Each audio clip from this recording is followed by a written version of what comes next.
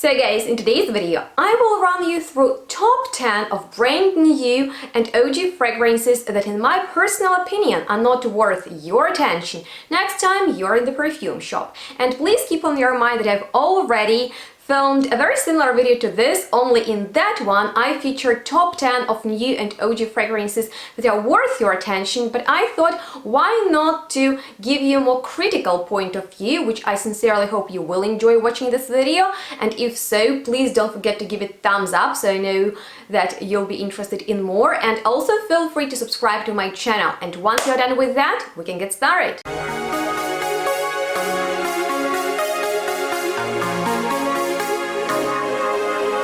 So hello and welcome everyone to this top 10 list of fragrances that are not worth your attention next time you're in the perfume shop. And you know, a couple of days ago I had this idea to present you top 10 fragrances, 5 of which are brand new, 5 that have been around for a long time, that I think are worth your time, worth your attention. So if you haven't been long time in the shop and you don't know what's new, what's good, so you can smell and start with that top 10. Now I decided to look also critically at fragrances, and of course I want you to remember that perfume topic all in all is very subjective, so I'm not saying that these fragrances are bad, I just think they are not really worth your attention in the first place. But if you disagree with me, if some of the fragrances I'll feature today is your favorite one, go and share your thoughts about it down below in the commentary section. So guys, today I've been to Frankfurt, and there we have two main perfume shops. First of all, it's Douglas, and I also went to Sephora and smelled there some fragrances. I want to start with perfume that I had high expectations and high hopes for, but unfortunately my most favorite brand, Guerlain, disappointed me with the flanker of my beloved Guerlain that is called Sparkling Bouquet. Now, as you know, I really like Eau de Parfum and Intense Virgin, and I kind of imagined that in the Sparkling Bouquet the focus is going to be on peony, so I thought it's going to be less sweet and the lavender will be pretty gentle in it, so the focus can be on this beautiful peony flower that I love so very much that I've already dedicated an entire top list to. But unfortunately this perfume turned out to be very generic, and although it has the DNA of Guerlain, which is basically the play of vanilla and lavender, still it has this very undefined floral. See, maybe that should be an accord of jasmine and peony that are in the notes breakdown, but to me it has vibe of these shower jelly perfumes that I'm personally not the biggest fan of, so that was a big pass for me. And once again, it's one of my most favorite brands, and I have many videos dedicated to Guerlain fragrances, so just in case you're interested in them, please check them out. They're gonna be linked down below, and I would like to know how you felt about Sparkling Bouquet. And we are moving on to the perfume that has been around for quite some time now, and it's the best-selling perfume by Dior that is called Miss Dior. And honestly guys, I mean, it's not a bad perfume at all. Probably it's a signature scent of many ladies out there, and it's partly the reason why I think it's not worth your attention, because already so many people around the world wear it, but also it has this undefined scent. It's sweet, it's floral, it might be very pleasing, which can be a good thing, but since I prefer creativity and uniqueness in perfumes, and also I care about well-performing fragrances, they shouldn't be too loud and beast mode, but I like when they stick around for some time, which I find these fragrances are not. Maybe that's not their purpose, but yeah, the only flanker of Miss Dior perfume since Miss Cherie, which was my favorite one, is unfortunately discontinued, and if you have it, you're a lucky one. I wish it was in my collection, but Blooming Bouquet, in which you get actually beautiful peony note that I was kind of hoping to get in the one I've already featured, the Sparkling Bouquet. This is a nice one, and you might remember it from my top list of peony perfumes. So if you like peony, I highly recommend you to check out that list and maybe this perfume, but rest of Miss Dior collection has never impressed me, but I would like to know, what do you think? Maybe you have a favorite one, and maybe I'm just too critical on them. Alrighty guys, next fragrance might actually appeal to you very much and attract you because of the beautiful bottle design of the Pillar release from Prada, which I won't lie, I was very excited about because Dolce Viva looks super duper badass, and I like Prada perfumes. They are not too generic. However, I have big issues with this fragrance because I expected this gorgeous white floral bouquet in there that's created out of gardenia and orange blossom. Gardenia itself is beautiful material, orange blossom too, but what I get from this fragrance is this dusty powderiness, and as you know, I adore powdery fragrances, but this one is just too boring for my personal likings. Maybe you disagree with me, and yes, the bottle is cool, but I really recommend you to smell it first. If it looks nice on the screen and you're tempted to blind buy, honestly, don't do that. Go to the shop, smell it, and let me know how you feel about it, because it's not very long lasting and it smells dusty and like many other fragrances out there. That's why I think you can find something more interesting, and in case you need some recommendations, well, as I've already said, I have a video on that topic. Alrighty guys, let's move on to the fragrance that has bold character and that's very recognizable, and usually I really like all that about perfumes, so if fragrance is too boring and too simple, I wouldn't be crazy over it, but if it has very unique DNA, then I would recommend it. And the thing with La Vie est Belle by Lancôme is that so many people wear it that it became too mainstream, in my personal opinion. And also I have a problem with the sweetness in that fragrance because it turns very cloying to me personally. So let me know how you feel about this perfume. I'm sure that half of women watching this video have it, and I don't even like the flanker, the rosy one, because this rose accord in designer fragrances doesn't smell natural to me.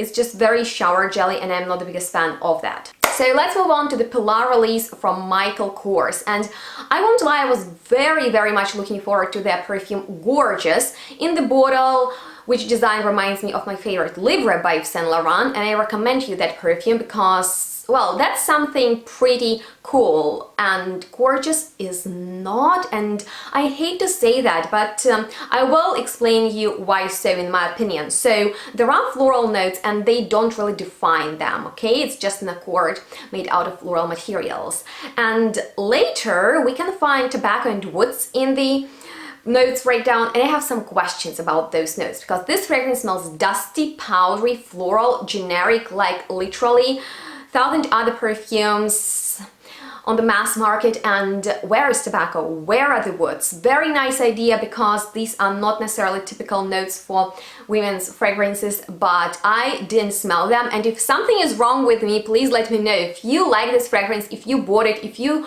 find this is something that we really miss on the luxurious perfume market, I would really appreciate your feedback on this perfume because I'm confused with this release. Next is Daisy by Marc Jacobs, and do I even need to say something about it? I mean, like, guys, if you want fragrance that will be there for a couple of minutes, if you are not going for a unique perfume, for something that would be special, check it out. I mean, like, it has been around for such a long time, and it's just like not long lasting, not creative, forgettable. Yeah, that's the best word to describe it. And if you disagree with me, well, don't get me wrong, lovely bottle, and I wore Daisy myself in the teenage years, but it's time to move on, guys. Or it's time for Marc Jacobs to level up this fragrance. Next, guys, is something that is worth checking out or even owning for the bottle, but not for its scent, is perfume from Bulgari. That's part of their Omnia collection that was designed by Marie Catranso. I sincerely apologize for my mispronunciation of her name, and everything sounds right about it. Alberto Marias is the nose. The notes are pretty cool, with fig, with orange blossom, gardenia, musk, and such an amazing, beautiful, stunning bottle. But then, I mean, I don't even know how to define this fragrance. It's like, I've already smelled it. I've already smelled it many times. And if you're going for something nice, only nice, you have no other requests, then check it out. I mean, like, the bottle is cute, but do you want to pay money for something that only looks nice? Well, if you like this perfume, go ahead. It's something for the everyday basis, but it's just like, no, it's too simple. I think if you put your thought and creativity into packaging, you really need to put your thought into the juice. And Alberto Marias, you can do it better. Next fragrance is not even bad, it's worth your attention, but it's kind of like the same thing as with La Vie Belle. Scandale by Jean Paul Gaultier is something that many people wear, and that's for a good reason. It became a bestseller for this brand because of its bold sweetness, and I have a review on it which I filmed way back in the days, and I don't hate it, but it's just like, go for some flankers, go for the intense version, and go for this perfume also because of the bottle. But honestly, there are some other interesting fragrances out there with this prominent sweetness, even from Jean Paul Gaultier line. Can you guess which one I mean? Idole. Idole by Lancôme. That was such a missed release for me a couple of years ago, and the more I smelled it, the more I made my peace with it. But honestly, it's nothing for those who are looking for a signature scent or for those who are looking for a new perfume. It's for the teenage girls, for those who are looking for a youthful scent in the shower gel style, but it's not like, very, very poor performance out of this fragrance, at least on my skin, and that might be just my experience. You feel free to share yours in the commentary section with everyone. And the bottle is nice. I like this creative design. It's pretty innovative, but it might be a downside because it's not very handy. So it's up to you whether you want it or not. Definitely smell it first, because you might be underwhelmed like I am. And finally, I want to complete this video with such a lovely looking, but really, really, how should I say it polite? Not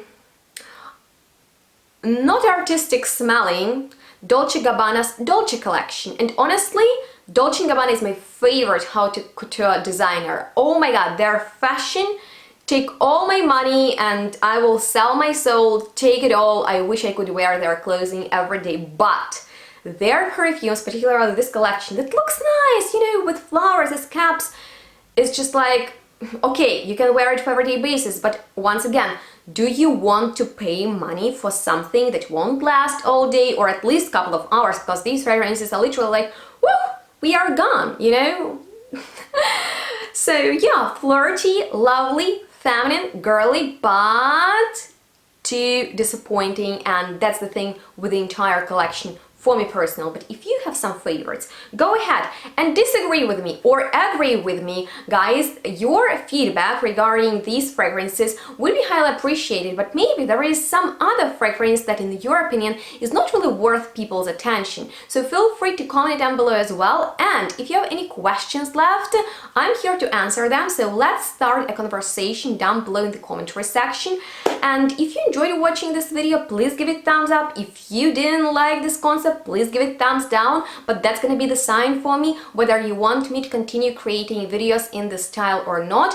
And if you want to subscribe to my channel, that would be amazing as well. But if you want to support me on another level and you want me to continue going to Frankfurt and investing time and smelling what's new and old and still good or out of style, then you can actually donate on Buy Me Coffee website. It's very easy to do that and it would be highly appreciated. So thank you so much for your time and watching this video.